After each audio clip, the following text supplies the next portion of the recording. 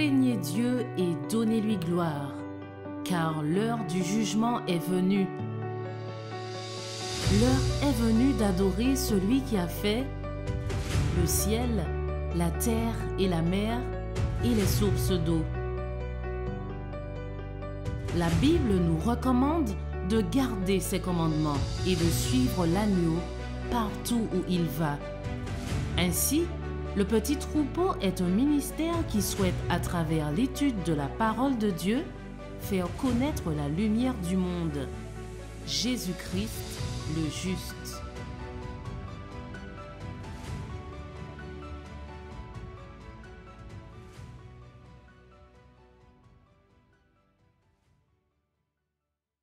Bonsoir à tous et à toutes. Me voilà parmi vous ce soir pour un sujet peut-être d'actualité. En tout cas pour moi il me semble bien. J'aurais aimé partager avec vous, si vous avez quelques minutes à m'accorder, sur le thème sur le père du mensonge. Oui, nous sommes dans un monde où le mensonge est roi. Et j'aurais aimé justement revenir sur les origines du mensonge et voir de quelle manière nous, en tant que chrétiens, en tant qu'enfants de Dieu, nous devrions nous comporter vis-à-vis de ce sujet qui me paraît être assez important et peut-être un peu minimisé quelquefois. Alors pour ceux qui le peuvent, en tout cas, je vous invite à vous mettre à genoux ou à incliner vos fronts pour pouvoir débuter ce petit partage de ce soir. Eh bien, notre Dieu, notre Père, notre Roi, nous voulons te remercier pour la vie que tu nous donnes. Nous sommes dans des temps troublés, dans des temps où le mensonge est roi. Et nous devons rester fidèles, fidèles à ta parole, fidèles à tout ce que tu nous donnes afin que nous puissions croître en Jésus-Christ, afin que nous puissions être différents, être distingués aussi par ceux qui sont encore dans le monde, qui n'ont pas acquéri cette vérité, qui n'ont pas encore accepté ton Fils bien-aimé Jésus. Oui, ce doux baume qui change nos cœurs. Alors notre Dieu, donne-nous de ton esprit ce soir, que nous puissions être à l'écoute et aussi vigilants sur tout ce qui se produit en ce moment. Tu nous alertes, tu nous préviens et nous devons être à l'écoute. À l'écoute, oui Seigneur, de ta douce voix, de cette voix qui nous conduit jusqu'à ta Jérusalem céleste. Sois béni mon Père, en Jésus-Christ. Amen. Voilà, alors comme je le disais, le thème de ce soir, le père du mensonge. On trouve un passage d'ailleurs qui est assez éloquent et qui se trouve dans Jean, au chapitre 8, et c'est le verset 44. Alors je prends que le verset 44, mais en définitive c'est un passage où Jésus doit justement qualifier certaines personnes, et des pharisiens en l'occurrence. Il les qualifie de menteurs, et il dit des choses qui peuvent nous paraître être assez brutales à l'écoute et venant de la part de Jésus, mais regardez ce que nous dit ce verset 44. Vous, vous êtes de votre Père. Donc c'est le Christ qui s'adresse à ses enseignants, à ceux qui doivent justement emmener le peuple à la vérité et à le rencontrer et à être libérés. Et il dit à ces personnes, vous, vous êtes de votre Père, le diable, et vous voulez faire les désirs de votre Père. Lui, il était homicide dès le commencement. Il ne se tenait pas dans la vérité parce qu'il n'y a pas de vérité en lui. Lorsqu'il dit le mensonge, il parle de ce qui lui est propre, car il est à la fois le menteur et son père. Donc voilà, le tableau est dressé. Jésus-Christ est en train de dire que finalement, si nous mélangeons l'erreur à la vérité, si nous mettons du mensonge dans ce qui vient de l'Éternel, de son royaume, alors nous sommes en train de mélanger la divinité avec cet être déchu qui est Satan, celui qui veut justement nous emmener beaucoup de tromperies afin de nous faire tomber et surtout afin de nous éloigner de cette belle sanctification que le Seigneur désire tant nous emmener dans nos vies. Revenons un petit peu au début du mensonge, le premier mensonge, pour ceux qui connaissent la parole de Dieu, il se trouve dans Genèse au chapitre 3, et nous allons lire ensemble du verset 1er au verset 7. Voilà ce que nous dit la parole de Dieu. Le serpent était le plus rusé de tous les animaux des champs que l'Éternel Dieu avait fait. Il dit à la femme, Dieu a-t-il réellement dit, vous ne mangerez pas de tous les arbres du jardin? La femme répondit au serpent, nous mangeons du fruit des arbres du jardin. Mais quant au fruit de l'arbre qui est au milieu du jardin, Dieu a dit, vous n'en mangerez point, et vous n'y toucherez point, de peur que vous ne mouriez. Alors le serpent dit à la femme, vous ne mourrez point. Mais Dieu sait que le jour où vous en mangerez, vos yeux s'ouvriront et que vous serez comme des dieux, connaissant le bien et le mal. La femme vit que l'arbre était bon à manger et agréable à la vue, et qu'il était précieux pour ouvrir l'intelligence. Elle prit de son fruit et en mangea, et elle donna aussi à son mari, qui était auprès d'elle, et il en mangea. Les yeux de l'un et de l'autre s'ouvrirent, ils connurent qu'ils étaient nus, et ayant cousu des feuilles de figuier, ils s'en firent des ceintures. Waouh! Nous voyons là notre Père éternel, lors de cette création, il donne le meilleur à Adam et à Ève. Ils sont dans ce jardin d'Éden où le mal n'existe pas.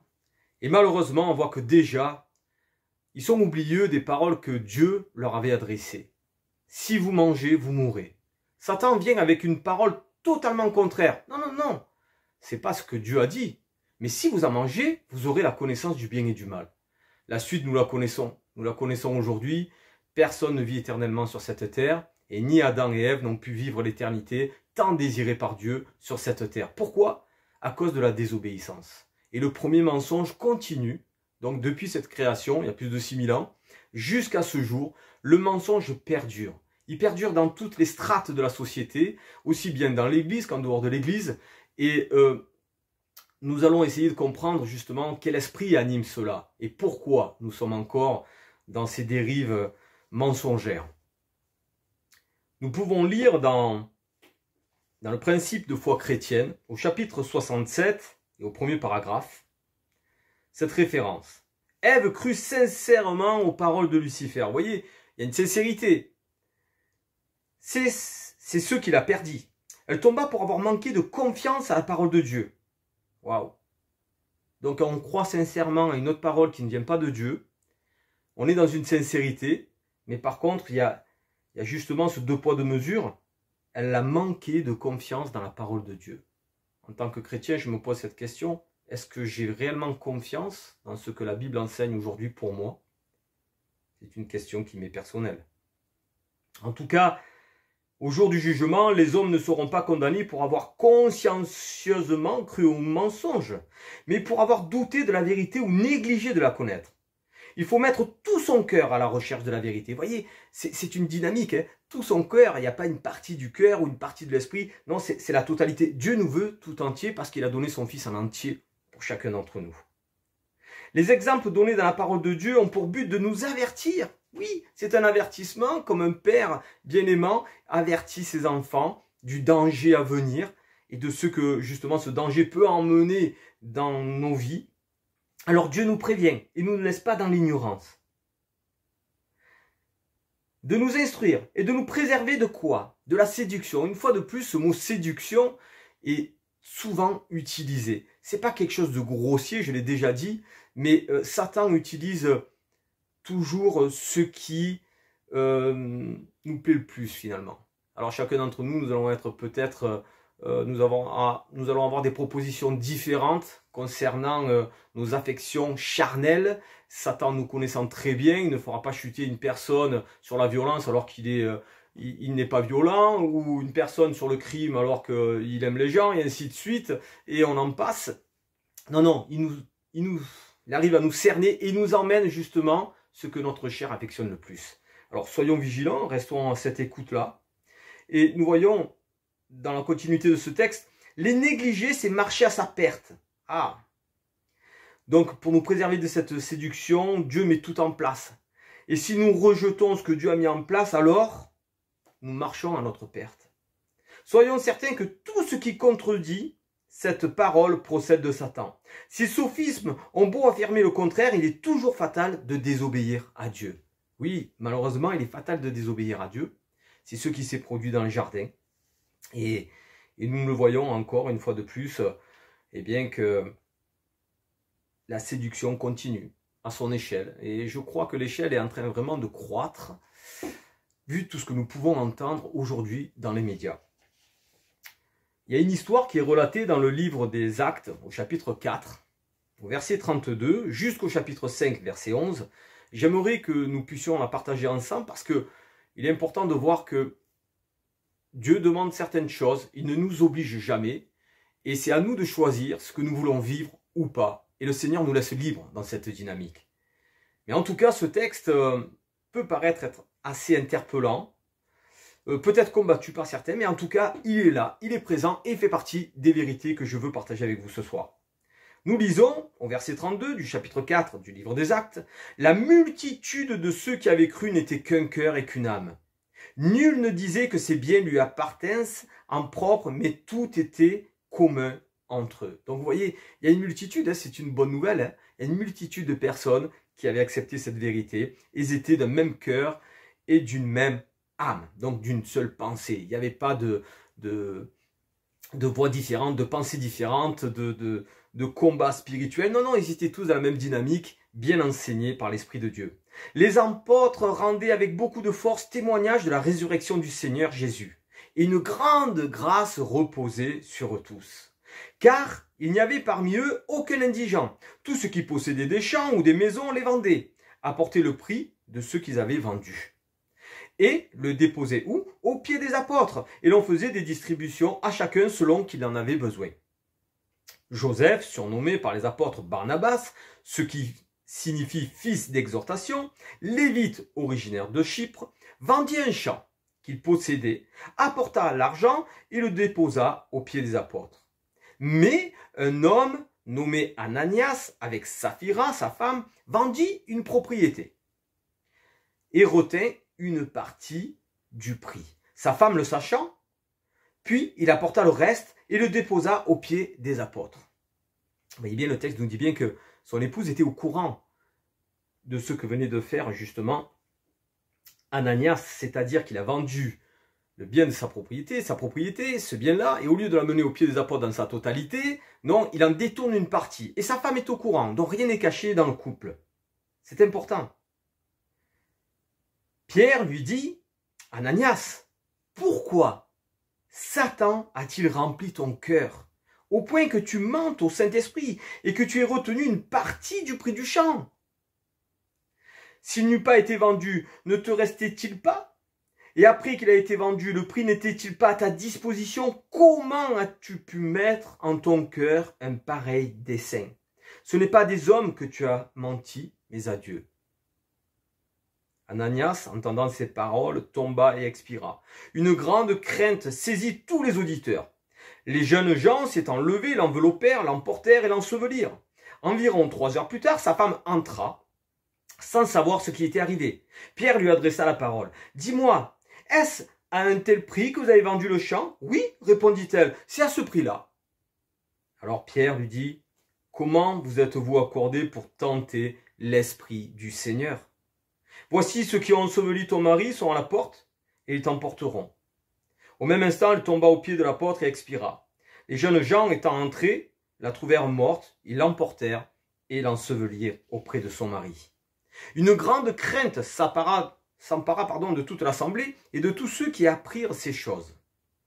Vous voyez, une fois de plus dans le texte, il y a quelque chose de très important. Dieu ne nous demande pas de faire quelque chose à contre-cœur si nous ne l'avons pas compris. Ananias et Saphira, finalement, a vendu ce champ-là, mais a voulu détourner une partie de ce champ alors que le texte nous dit bien qu'il aurait pu le garder s'il voulait. Il aurait pu lui-même dire « je ne donne que 50%, mais il a préféré mentir et mentir à Dieu. Et la sentence est là, elle est présente, elle est vécue devant toute cette multitude justement qui était d'un même cœur et d'une même pensée. Pourquoi? Pourquoi le Seigneur a-t-il agi de cette manière-là? Afin de comprendre qu'on ne se moque pas de Dieu comme nous pouvons le trouver dans le livre de Galates. Si nous disons quelque chose, donc nous devons le vivre. Nous ne devons pas être dirigés par l'esprit du mal. Satan peut venir nous tenter, mais en Jésus-Christ, nous sommes vainqueurs, il me semble. Nous sommes vainqueurs en Jésus-Christ, donc il nous donne cette puissance de pouvoir le rejeter. Mais c'est à nous de le vouloir, et c'est à nous de tout remettre entre les mains du Christ, dans son esprit, afin justement de ne pas succomber dans cette tentation. Alors, on peut se dire, qu'y avait-il de si grave? Qu'y avait-il de si grave dans cela? Ce qu'il y avait de grave, c'est que nous avons vu qui était le père du mensonge, et à cause de cela, la mort est venue. La mort est venue dans ce monde. Et à cause de cette mort, le Christ a dû laisser son Père, son trône, ses anges, pour venir nous racheter ici-bas. Alors si nous banalisons justement cette pensée-là, Si nous banalisons ce qui s'est passé à la croix, nous donnons du poids au père du mensonge. Nous oublions tout ce que ça a coûté donc à Christ, au Père et aux anges, pour que nous puissions être aujourd'hui assis dans cette vérité, pour être appelés, et bonne nouvelle, enfants de Dieu. Enfants de Dieu. Lorsque nous nous détournons de la vérité, Dieu envoie une puissance d'égarement. Oui, mais il ne fait pas ça dès la première fois. Dieu est amour, nous le savons. Il est lent à la colère, compatissant, nous connaissons cela. Nous pouvons retracer l'histoire et peut-être que je ferai une série justement des jugements de Dieu dans un futur. Mais nous pouvons avoir ce rappel de ce qui a été fait avec Pharaon. Pharaon a eu à 10 reprises un appel de Dieu. Il aurait pu y répondre favorablement, mais son cœur s'est endurci. Pourquoi? Est-ce que c'est Dieu qui a endurci son cœur ou c'est le cœur de Pharaon qui s'est endurci? Moi, je dirais que nous sommes endurcis lorsque Dieu envoie une vérité et que nous la rejetons. Alors Dieu a fait le plus beau des rôles, c'est-à-dire nous emmener la vérité afin que nous en soyons affranchis et libérés du mensonge. Et lorsque nous affrontons cette vérité en acceptant le mensonge, alors nous endurcissons notre cœur, parce que la vérité a été établie devant nous, et nous n'en voulons pas. Nous y reviendrons un peu plus tard. Dans le livre de 2 Thessaloniciens, au chapitre 2, nous lirons ensemble le verset 1er au verset 17. Un peu long, je m'excuse, mais très intéressant. Pour ce qui concerne l'avènement de notre Seigneur Jésus-Christ et notre réunion avec lui, nous vous prions, frères. Oh, cette réunion, il me semble qu'elle sera bientôt proche. Proche vu les événements qui nous entourent. Mais n'annonçons pas de date, car nous le savons très bien que seul le Père connaît le jour et l'heure. Alors, pour ce qui concerne l'avènement de notre Seigneur Jésus-Christ et notre réunion avec lui, nous vous prions, frères, de ne pas vous laisser facilement ébranler dans votre bon sens et de ne pas vous laisser troubler, soit par quelque inspiration, soit par quelques paroles ou par quelques lettres qu'on dirait venir de nous, comme si le jour du Seigneur était déjà là. Que personne ne vous séduise, vous voyez toujours cette séduction, d'aucune manière, car il faut que l'apostasie soit arrivée auparavant et qu'on ait vu apparaître l'homme du péché, le fils de la perdition. Je ne rentrerai pas dans ce thème ce soir, mais en tout cas, nous devons attendre certains éléments pour comprendre que la venue de Christ est proche. Alors il se passe beaucoup de choses en ce moment, mais nous attendons avec impatience justement la révélation de cet impie qui est pour l'instant, je pense, un peu en voix basse, caché derrière certains conseils que nous entendons. L'adversaire qui s'élève au-dessus de tout ce qu'on appelle Dieu ou de ce qu'on adore, jusqu'à s'asseoir dans le temple de Dieu, se proclamant lui-même Dieu. Ne vous souvenez-vous pas que je vous disais ces choses lorsque j'étais encore chez vous? Et maintenant, vous savez ce qui le retient afin qu'il ne paraisse qu'en son temps. Car le mystère de l'iniquité agit déjà. Il agissait déjà. Il faut seulement que celui qui le retient encore ait disparu. L'apparition de cet impie se fera par quoi? Par la puissance de Satan, le séducteur. Avec toutes sortes de quoi? Eh bien, de miracles, de signes et de prodiges, mais mensongers. Le père du mensonge est toujours présent. Et avec toutes les séductions, une fois de plus, ce mot séduction, de l'iniquité pour ceux qui périssent. Là, on parle de la deuxième mort, celle dont on ne revient pas. Pour ceux qui périssent, pourquoi? Parce qu'ils n'ont pas reçu l'amour de la vérité pour être sauvés. Ananias et Saphira ont reçu ce jugement divin. Pourquoi? Parce qu'ils ont rejeté l'amour. Ils ont rejeté l'essence divine, le salut en Jésus-Christ. Ils ont préféré mentir et acquiescer à ce que Satan leur souffletait à l'oreille pour garder un bien qui leur appartenait déjà. Et Dieu ne leur a pas demandé de le vendre s'ils ne voulaient pas le vendre. Vous voyez?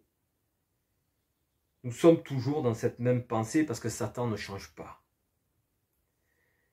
Aussi Dieu leur envoie quoi? Une puissance d'égarement pour qu'ils croient au mensonge. Oui. Afin que tous ceux qui n'ont pas cru la vérité mais qui ont pris plaisir à l'injustice soient condamnés, donc jugés par Dieu.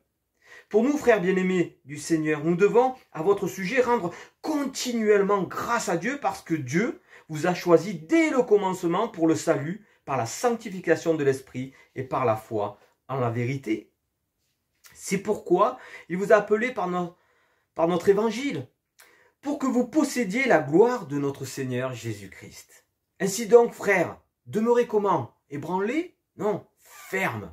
appuyez sur le roc, je dirais, et retenez les instructions que vous avez reçues, soit par notre parole, soit par notre lettre, donc soit par la personne qui va prêcher, ou soit par les Écritures. Mais si la personne prêche et que ce n'est pas écrit dans les Écritures, alors surtout, éloignez-vous de cette personne-là. Ne vous appuyez pas sur ses dires.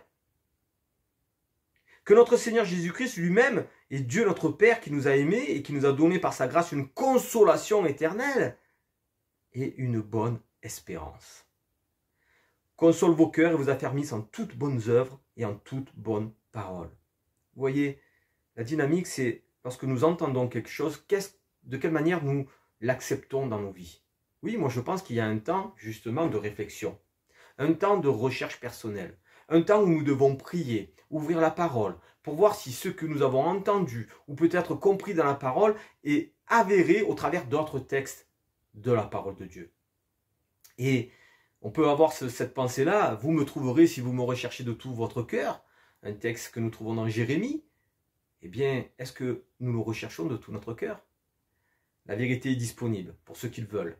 Est-ce que nous le voulons véritablement? Ou justement, il y a des points où nous ne sommes pas prêts à entendre, alors du coup, nous les mettons de côté. Ça ne veut pas dire que nous serons perdus, cela. Il nous faut un temps. Dieu est patient. Il nous amène des réflexions. Nous revenons. Je pense avec la repentance, avec des larmes. Et Dieu, comme un Père bien-aimant, ouvre ses bras et nous accueille afin que la vérité nous transforme. Dans le livre Conquérant Pacifique, à la page 235, au verset 2, au paragraphe 2, nous trouvons: quelle est solennelle cette déclaration de l'apôtre pour ceux qui refuseront de recevoir l'amour de la vérité. À tous ceux qui rejettent délibérément, vous voyez, délibérément, c'est-à-dire on prend acte, choix, que oui, effectivement, il y a quelque chose qu'on ne comprend pas dans la Bible, mais on n'est pas d'accord, donc on le rejette. Alors, à tous ceux qui rejettent délibérément celle-ci, Dieu enverra, déclare l'apôtre, une puissance, ouais, ça va loin, hein, une puissance d'égarement, pour qu'ils croient au mensonge, donc pour qu'ils croient en Satan et non plus en Dieu, comme dans le jardin d'Éden. Ils ont préféré croire en Satan plutôt qu'au Père créateur. Donc, pour qu'ils croient au mensonge, afin que tous ceux qui n'ont pas cru la vérité, mais qui ont pris plaisir, vous voyez en plus, qui ont pris plaisir à l'injustice, c'est dur d'entendre cela, soient condamnés. Les hommes ne peuvent rejeter impunément les avertissements que dans sa miséricorde le Seigneur leur envoie. Il retire son esprit de ceux qui persistent à se détourner de ses avertissements et il les abandonne aux erreurs qu'ils affectionnent. Waouh, vous voyez, on affectionne les erreurs, ça veut dire que, est-ce que Dieu peut juger quelqu'un qui n'est pas au courant? C'est-à-dire au courant d'être dans une erreur, dans une fausse pensée, dans un faux message. Mais non, le Seigneur amène tout pour que nous puissions comprendre où est la vérité. Mais si nous affectionnons l'erreur plus que la vérité, alors nous nous égarons nous-mêmes de Dieu. Voilà où est cette puissance. Est-ce que c'est Dieu qui veut nous perdre? Ben non, parce que nous comprenons bien que Dieu a tout fait pour que nous puissions être sauvés. Donc qui peut se perdre si ce n'est nous-mêmes? Par notre désobéissance, peut-être par l'orgueil ou d'autres choses. Vous savez, dans la Bible, il y a un passage où, ou même je dirais deux passages, où il est cité le péché impardonnable. Nous pouvons trouver le premier dans Matthieu au chapitre 12, verset 32, où il est dit que justement, nous allons le prendre ensemble. Matthieu chapitre 12, verset 32. Tout le monde connaît bien cette histoire. Le péché qui est appelé le péché contre le Saint-Esprit. Et voilà ce que nous pouvons lire. Quiconque parlera contre le Fils de l'homme, donc contre le Christ, il lui sera pardonné. Mais quiconque parlera contre l'Esprit Saint, il ne lui sera pardonné ni dans ce monde-ci, ni dans le monde à venir. Vous savez, je ne vais pas faire un débat avec vous ce soir sur ce sujet, mais j'ai justement fait des recherches pour essayer de comprendre ce texte. En tout cas, nous savons que le Consolateur, c'est Jésus-Christ, qu'il est venu sur cette terre, qu'il a révélé son Père, et qu'il nous a laissé son Esprit pour pouvoir nous conduire dans toute la vérité. Et donc, si nous rejetons cette vérité, alors il y a un péché qui s'appelle le péché impardonnable. C'est-à-dire que, aussi bien que pour Pharaon, ou dans d'autres passages de la parole de Dieu, où on voit qu'il y a eu un entêtement de la part de certains disciples, ou de certains rois, eh bien cet entêtement les a emmenés à la mort. Donc, c'est là le péché impardonnable. Tout a été mis en place pour que nous ayons la vie éternelle. Si nous la refusons, c'est impardonnable, dans le sens que nous rejetons tout ce qui fait l'essence du royaume de Dieu, c'est-à-dire son amour agapé. Et donc, Dieu, je pense, dans sa tristesse, accepte notre choix et s'éloigne de nous. Et nous nous égarons de plus en plus vers ce qui nous amènera à la mort. Il y a un passage aussi que nous pouvons trouver dans 1 Jean chapitre 5, nous allons le lire ensemble, 1 Jean chapitre 5 verset 16. Un passage qui est interpellant. 1 Jean, première épître, donc première lettre de Jean, chapitre 5, et c'est le verset 16. Nous le lisons. Si quelqu'un voit son frère commettre un péché qui ne mène pas à la mort, qu'il demande, il lui donnera la vie. Il s'agit de ceux qui commettent un péché qui ne mène pas à la mort. Il y a un péché qui mène à la mort. Ce n'est pas pour celui-là que je dis de demander. Vous voyez, aux yeux de Dieu, il y a des péchés que nous pouvons commettre. Des péchés qui nous font souffrir. Des péchés que nous remettons entre les mains de Dieu afin qu'il puisse nous laver par son sang, qu'il puisse nous transformer, afin que nous ne vivions plus dans ce péché-là. Et puis il y a justement des péchés qui mènent à la mort, c'est celui du cas d'Ananias et Saphira et tant d'autres dans la parole de Dieu. Vous pouvez avoir la révolte de Corée avec Abihu et son frère. Il y a un tas de passages dans la Bible qui nous montrent aussi la justice de Dieu. Et bien souvent on piétine la justice de Dieu pour ramener Dieu à notre image un petit peu. Et ce péché qui mène à la mort, c'est vraiment le refus d'être sauvé en Jésus-Christ. Être sauvé en Jésus-Christ dans toute sa vérité, dans tout ce que ça englobe, sans une pointe de mensonge dans nos vies. Alors je vous invite à continuer un peu justement cette pensée. Dans le livre Vers un meilleur avenir, au chapitre 24, nous trouvons « Ceux qui ne sont pas disposés à recevoir les vérités claires et précises de la parole de Dieu sont constamment à la recherche de quoi? De fables agréables, capables de calmer leur conscience. » Vous voyez, l'Esprit de Dieu nous montre dans la parole que nous sommes dans l'erreur. Mais nous ne voulons pas accepter cela et donc nous allons chercher à calmer notre conscience par d'autres écrits, d'autres personnes, d'autres formes de pensée qui iront dans notre sens, dans ce que nous voulons comprendre de ce qu'est Dieu. Et là, malheureusement, ça nous éloigne de Dieu. Alors, ils sont constamment à la recherche de fables agréables, capables de calmer leur conscience. Moins ces doctrines sont spirituelles, moins elles exigent de renoncement et d'humilité. Plus grande est leur vogue auprès des gens qui rapetissent leurs facultés intellectuelles pour satisfaire leur quoi? Leur désir charnel. Nous en avons parlé tout à l'heure. Trop sages à leurs propres yeux pour sonder les Écritures avec humilité et prière afin d'obtenir les lumières d'en haut. Elles n'ont rien pour les protéger contre l'erreur. Et Satan est prêt à satisfaire leur aspiration en leur offrant ses sophismes au lieu de la vérité. Vous voyez, le père du mensonge est toujours là pour nous emmener, voilà, un tas de points qui va peut-être conforter ce que nous ne voulons pas entendre venant de la parole de Dieu, comme dans le jardin d'Éden. C'est ainsi, bien sûr, que la papauté a réussi à dominer les esprits. Et les protestants, en rejetant la vérité parce qu'elle renferme une croix, suivent la même route. Quiconque abandonne la parole de Dieu pour assurer ses aises et éviter de faire autrement que tout le monde, finira par tomber dans des aberrations damnables qu'il prendra pour la vraie doctrine. Ceux qui rejettent sciemment la vérité accepteront fatalement les hérésies les plus saugrenues. Tel qui repousse une diperie avec horreur en accueillera une autre avec empressement. Parlant de certaines personnes qui n'ont pas ouvert leur cœur à l'amour de la vérité qui les aurait sauvés, l'apôtre Paul dit, et nous reprenons ce texte de 2 Thessaloniciens, aussi Dieu leur envoie une puissance d'égarement pour qu'elles croient au mensonge, afin que tous ceux qui n'ont pas cru la vérité, mais qui ont pris plaisir en l'injustice, soient condamnés. En présence d'un tel avertissement, il convient que nous prenions garde aux doctrines. Oui, nous devons être vigilants sur tout ce que nous entendons aujourd'hui. Comme Jésus-Christ pouvait faire référence bien souvent dans ses propos, il répondait souvent par un « il est écrit ». Oui, notre base, elle est là. Et pourtant, on dit lire tous la même parole, la même Bible, et nous n'avons pas tous la même compréhension, mais Dieu réunira chacun d'entre nous dans la vérité. Moi, j'en suis persuadé. Et c'est lui qui fait ce travail formidable dans les cœurs. Nous devons rester respectueux des lois qui ont été instaurées sur cette terre. Et cela fait partie aussi de la dynamique du chrétien. On ne doit pas s'opposer au commandement de l'homme tant que ça ne va pas à l'encontre de la parole de Dieu. Et j'aimerais lire avec vous donc dans Luc au chapitre 20, versets 20 à 26, eh bien, ce témoignage-là. Ils se mirent à observer Jésus et ils envoyèrent des gens qui feignait d'être juste pour lui tendre des pièges et saisir de lui quelques paroles afin de le livrer au magistrat et à l'autorité du gouverneur. C'est-à-dire que ces personnes n'attendaient qu'une chose, c'est que le Christ se mette en opposition avec l'autorité de son pays pour pouvoir l'amener en jugement. Donc ils étaient là, ils guettaient, ils attendaient que cela pour l'amener devant les tribunaux. Ces gens-là lui posèrent cette question. « Maître, nous savons que tu parles et enseignes droitement et que tu ne regardes pas l'apparence, mais que tu enseignes la voie de Dieu selon la vérité. Nous est-il permis ou non de payer le tribut à César ?» Une grande question aujourd'hui. Est-ce qu'il nous est permis de devoir payer les impôts, les charges? Et pour tous ceux qui travaillent à leur compte, vous connaissez tout cela. Jésus, apercevant leur ruse, leur répondit « Montrez-moi un denier. De qui porte-t-il l'effigie? Et l'inscription? De César, répondirent-ils.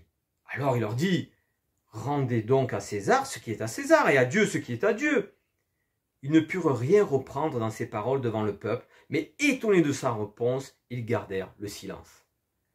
Gardons ce qui vient de Dieu dans nos cœurs et rendons à Dieu ce qu'il nous a donné. Et ce que le monde nous réclame, donnons-lui, car Dieu bénira toujours si nous sommes dans la vérité. Qu'il n'y ait pas de mensonge. Alors, je peux étendre un peu la sphère, qu'il n'y ait pas de mensonge dans notre déclaration d'impôt, qu'il n'y ait pas de mensonge lorsque je vais acheter un article et que je me retrouve avec cet article non validé à la caisse et qu'il est passé un peu, comme on dit, de côté sans être vu. De quelle manière j'agis? Est-ce que je m'en vais ou est-ce que je le restitue et que je rends témoignage de la vérité? Tout cela, ce sont des questions que nous devons nous poser. Si nous mentons dans un de ces points, même s'il nous paraît être petit, alors ça veut dire que nous sommes encore séduits par le père du mensonge. Et nous ne reflétons pas justement cette vérité qui est Jésus-Christ.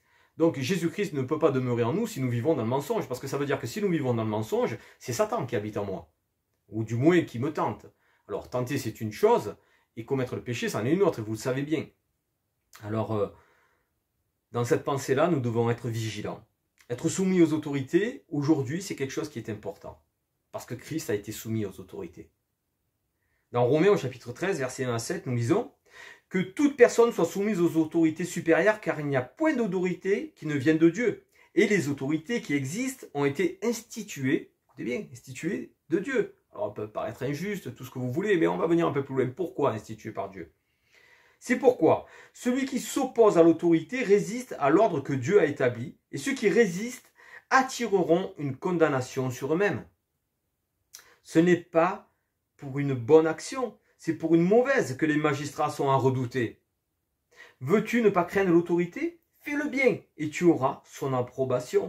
Vous voyez, dans cette pensée, il y a quelque chose, on revient aux 10 commandements. Tu ne commettras pas de vol, tu ne tueras point, tu aimeras ton prochain comme toi-même, tu aimeras Dieu, bien sûr, c'est les 4 premiers commandements qui font référence à l'amour que nous devrions avoir pour Dieu, et les 6 autres qui font référence justement à de quelle manière nous devons nous comporter avec ceux qui nous entourent et les frères et sœurs.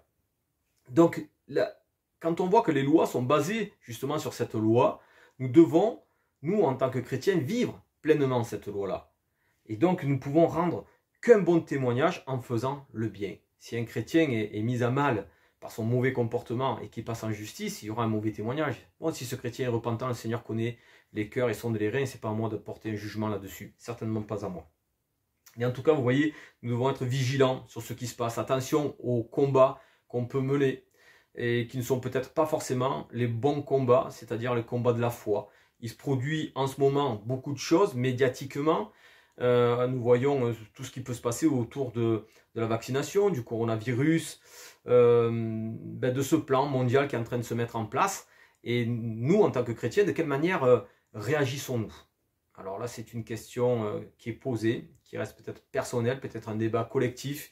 Mais de quelle manière Jésus a-t-il répondu lorsqu'il a été justement molesté, si je peux employer ce terme, par les pharisiens et les magistrats de l'époque? Nous l'avons lu précédemment, je vous laisse y réfléchir. Vous savez, si on en est là, c'est parce qu'à un certain moment donné dans l'histoire, le peuple a demandé un roi. Oui, bien voilà, donc nous revenons dans ce texte d'un Samuel au chapitre 8 et au verset 5, et nous pouvons comprendre quelle était la volonté de Dieu et quelle était la volonté de ce peuple, finalement ce peuple qui demandait un roi. Nous le lisons ensemble. Ils lui dirent, toi tu es vieux, il parle de Samuel. Le peuple dit donc à Samuel qu'il était vieux et tes fils ne suivent pas tes voies. Maintenant donne-nous un roi qui soit notre juge comme en ont toutes les nations. Voilà quelle a été la demande finalement de ce peuple élu, ce peuple choisi de Dieu pour justement révéler ce message de vérité au monde. Et ce monde a voulu s'identifier non pas à Christ, mais à l'esprit finalement de Satan, quoi, en définitive. Ils voulaient ressembler aux autres dirigeants, aux autres mondes. Ils avaient le roi des rois, le dirigeant le plus beau de tout ce monde, et ils voulaient avoir un homme à leur tête plutôt que d'avoir Dieu. C'est tragique et dramatique, mais peut-être que nous reproduisons un peu inconsciemment ce modèle-là. C'est-à-dire que plutôt que d'avoir Dieu et Christ dans nos vies pleinement, nous acceptons des commandements humains plutôt que ceux de Dieu. Nous voyons que suite à ce choix, Dieu, nous ne le lirons pas ensemble, mais je vous invite à lire 1 Samuel chapitre 8 dans son entier. C'est un texte qui est révélateur. Suite au choix de ce peuple, Dieu répond favorablement. C'est-à-dire que si nous ne voulons pas de Dieu, il dit très bien, alors si vous ne voulez pas de moi, voilà qui va prendre possession de vos biens, qui va prendre possession de vos enfants, de tout ce que vous pouvez avoir et que je vous ai donné ici-bas, parce que c'est Dieu qui donne. Et le peuple dit quand même, oui, oui, nous voulons cela. Et à partir de là, le peuple de Dieu a été asservi comme les autres nations au désir de Satan et des hommes. Et aujourd'hui, nous sommes toujours un peu dans cette dynamique, c'est-à-dire nous devons rendre donc ce qui appartient à César et ne pas le garder pour nous. Et cela reste un témoignage important afin de révéler les enfants de Dieu ici-bas dans ce monde. Le père du mensonge, oui, c'est bien le thème de ce soir. Et le mensonge est dominant dans ce monde. Hein.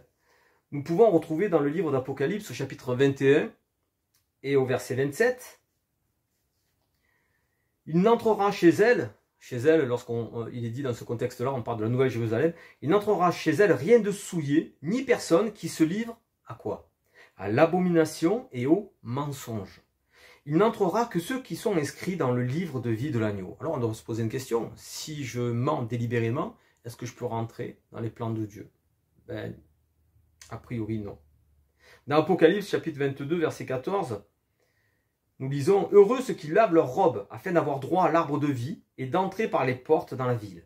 Dehors, les chiens, les enchanteurs, les impudiques, les meurtriers, les idolâtres, et quiconque aime et pratique le mensonge. » Nous voyons dans cette description de ce verset-là, différentes personnes avec différentes affinités qui sont contraires à Dieu, et le mensonge fait partie. Si nous pratiquons le mensonge, nous pouvons faire partie de ce peuple élu. Nous pouvons hériter du royaume de Dieu, ne serait-ce qu'un petit mensonge. Il n'y a pas de grand et petit mensonge aux yeux de Dieu. C'est où nous laissons la place à Christ et il nous transforme, ou nous nous laissons conduire par l'esprit de Satan qui nous séduit dans des fausses vérités et dans des choses qui nous mènent justement à la mort éternelle. Le caractère des 144 000 est bien décrit dans le livre d'Apocalypse, au chapitre 14, versets 1 à 5. Et voici ce que nous lisons. « Je regardais et voici l'agneau se tenait sur la montagne de Sion et avec lui 144 000 personnes qui avaient son nom et le nom de son père écrit sur leur front. Et j'entendis du ciel une voix comme un bruit de grosses eaux, comme le bruit d'un grand tonnerre. Et la voix que j'entendis était comme celle d'un joueur de harpe jouant de leur harpe. Et ils chantaient un cantique nouveau devant le trône et devant les 4 êtres vivants et les vieillards. Et personne ne pouvait apprendre le cantique, si ce n'est les 144 000 qui avaient été rachetés de la terre. Ce sont ceux qui ne se sont pas souillés avec des femmes, car ils sont vierges. Nous savons que dans la Bible, lorsque nous parlons de femmes, bien souvent aussi, cela décrit l'Église. L'Église, il y a l'Église qui représente le peuple de Dieu et l'Église apostate, celle qui rejette une partie de son essence et des commandements en l'occurrence. Donc lorsque nous lisons, ce sont ceux qui ne sont pas souillés avec des femmes, ce sont ceux qui sont restés dans l'intégrité de la parole de Dieu et qui n'ont pas fait de compromis ou des alliances humaines pour plaire à l'homme plus qu'à Dieu. Car ils sont vierges, ils suivent l'agneau de quelle manière? Mais partout où il va, ils ont été rachetés, nous sommes rachetés d'entre les hommes comme des prémices pour Dieu et pour l'agneau. Et dans leur bouche, il ne s'est point trouvé quoi? De mensonges. Car ils sont irrépréhensibles. Voilà pourquoi j'ai été interpellé en faisant ces recherches. On peut banaliser toute chose, mais la banalité nous éloigne de Dieu. Nous devons vraiment essayer de comprendre ce que Dieu veut nous donner pour le meilleur, pour nous faire croître dans sa grâce. Ne restons pas des de petits chrétiens. Dieu veut que nous soyons des vaillants guerriers. D'ailleurs, dans Éphésiens 6, nous avons toutes les armes que Dieu nous donne pour pouvoir combattre contre les traits enflammés du malin. Et voilà, peut-être que ce sujet peut paraître un peu insignifiant, mais en tout cas pour moi, il me parle beaucoup. Et je prie Dieu pour que le mensonge ne fasse pas partie de ma vie, parce que sinon ça veut dire que j'ouvre les portes à un esprit de séduction. Je voudrais vous laisser ce dernier texte pour clôturer, qui se trouve dans Jean chapitre 8, versets 31 et 32. Et il dit aux Juifs qui avaient cru en lui, « Si vous demeurez dans ma parole, vous êtes vraiment mes disciples. Vous connaîtrez la vérité, et la vérité vous rendra libre, ou la vérité vous affranchira. » Donc que le Seigneur puisse nous guider à rester dans sa vérité, dans sa parole, afin que nous puissions être libérés de toute pensée qui ne vienne pas de l'Esprit de Dieu. Soyez bénis en Jésus-Christ, merci pour votre écoute, et à très bientôt, je l'espère, pour un autre message. Dieu vous l'en.